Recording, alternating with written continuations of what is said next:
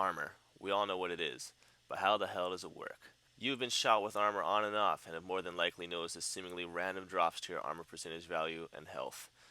I'm Kapono, otherwise known as One Tick Shaka, and today we're going to take a look at the Kevlar vest, helmet, learn how they work, when to buy, and how not to die.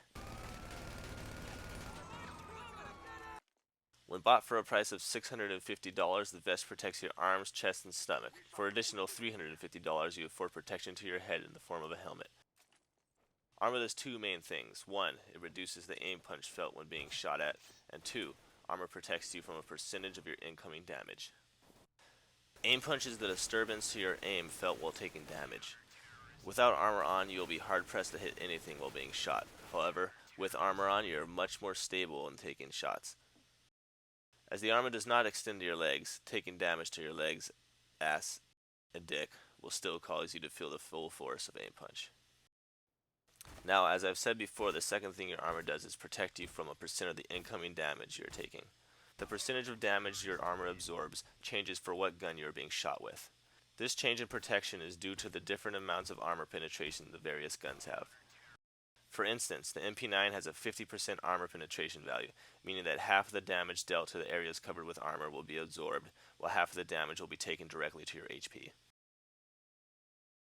On the other hand, the AWP has a 97.5% armor penetration, meaning that nearly all the damage makes it past your armor, which only takes 2.5% of the hit.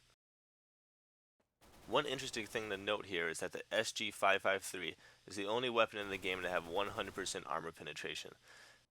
This means that any damage coming from the SG553 will completely bypass any armor you have on, dealing all of its damage to your hit points directly. Now that you have an understanding of how armor can protect your health, let's take a look at how armor degrades.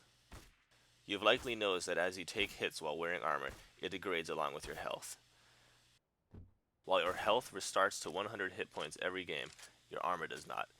It can be easy to think that as your armor takes more damage, it becomes less protective. However, this is completely incorrect. If you take one thing away from this video, it should be that as long as your armor hit point is above 0, it works just as well as armor that is at 100%. The armor does not scale its damage absorption along with the remaining hit points. If there are hit points left, the armor is working just as well as the moment you've bought it. The amount of hit points your armor loses is directly related to the amount of damage that your armor has absorbed. Half of the damage absorbed by your armor will be taken as damage to it. So say you take 100 hit points of damage from an MP9 while wearing armor. As the MP9 has 50% armor penetration, half of the 100 hit points will be absorbed by your armor, 50 hit points. The other 50 hit points will be taken directly out of your health. Your armor, on the other hand, will take half the amount of damage it has absorbed to its hit points. Half of 50 being 25, meaning your armor will now have 75 hit points left. Again, I would like to say that as long as your armor has any value, it will protect you just as much as armor with 100 hit points. We can now move on to the last point of this video. When do you want to repurchase armor? Now that we understand that our armor protects us equally for all hit point values above 0, and we have learned that our armor hit points will be lowered by half the damage it absorbs, we can put this information together to understand when we need to rebuy our armor. Basically, you only want to rebuy armor when you think you stand a chance of running out of it during a round. Say you have 25 hit points of armor left, but you suspect the other team is running a few MP9s. You're going to want to rebuy armor, as the MP9s will chew through your armor hit points far before you die of armor penetration damage.